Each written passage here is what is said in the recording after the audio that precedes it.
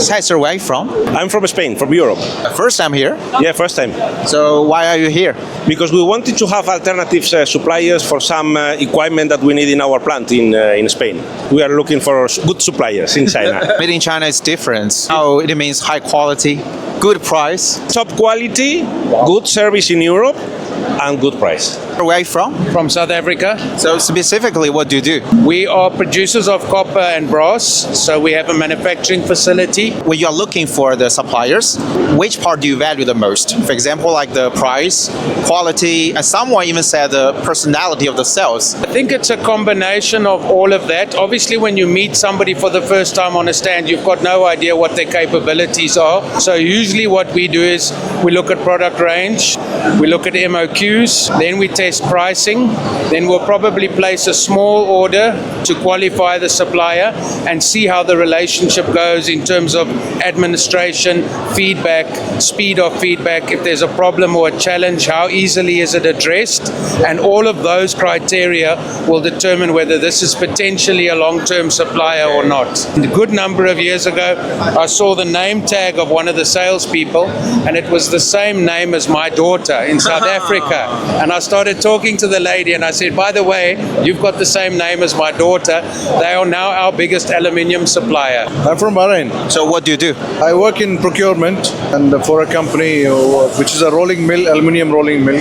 In your country, how's the aluminium industry? There is a big smelter, one of the world's largest smelter, and then a lot of downstream manufacturers also. So it's a huge scope there for the aluminium. Where are you from? New Zealand.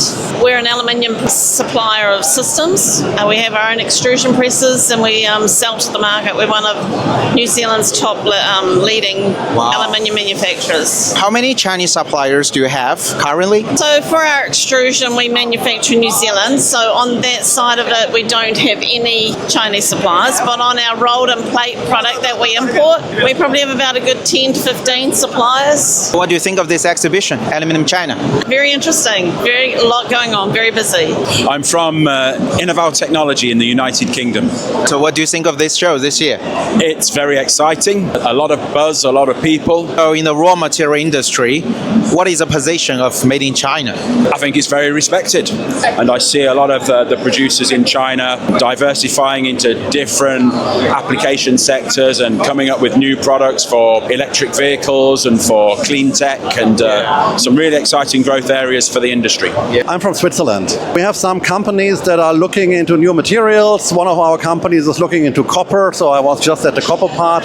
Another one is looking at aluminium, so that's why I'm here. So what do you think of this show this year? It's really nice. I mean, I know the one in Düsseldorf, which is the European one or the international one, but also I like the fact that you also integrate other metals like copper and magnesium, so it makes it like a one-stop show for several products. Yeah. How about EV in your country? Because, in China now, EV car is everywhere. It's not as common yet. I mean, in Europe, there is some resistance. It's growing. One of my neighbors, for example, has a BYD. So, yeah, you see them everywhere now. BYD is really famous, right? Yeah, I think it's the most famous Chinese car brand now. So, for you, do you want to try EV? And I was going for a diesel because, honestly, I drive a lot and I need to be able to drive 1,000 kilometers. And with EV, that's still not really an option. Yeah.